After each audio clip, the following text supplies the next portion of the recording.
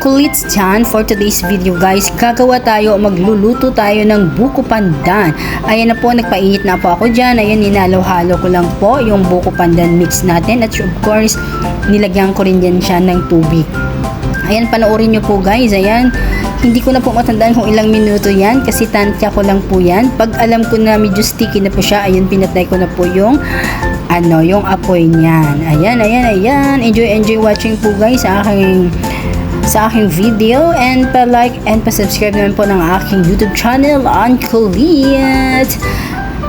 Ayan, sa mga gumagawa ng ganito, ganyan din po ba kayo gumawa? Ayan, hinalo-halo para hindi siya magbuhol-buhol. Mahirap talaga magtagalog kapag Bisaya.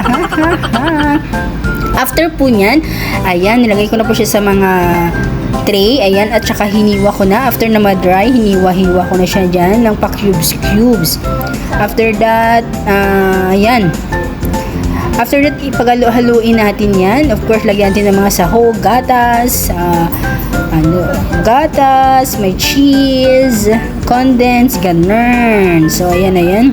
Makikita nyo yan dyan mamaya guys, ang ating final. Matatakam talaga kayo guys pag makita nyo yung final guys. At napakasarap po paggawa ko ganyan. Napakasarap po. Ako po yung pinapagawa nila sa bahay kasi masarap po ang pagkagawa. Hindi masyadong matamis, sakto lang po. At lasang-lasa po yung cream. Yes. Ayan, hindi nga yan straight ang pagkahiwa-hiwa ko. Parang nagmamadali na nga ako dyan. Kamusta ang lahat guys? Sana mag-enjoy kayo. Ayan, a few moments later. Ayan na po ang ating finish. Ayan na po. See, anong masasabi nyo guys? It looks yummy. Ang sarap naman yan. Nakakatakam. Sino pong gusto niyan, halika kayo, bibigyan ko kayo.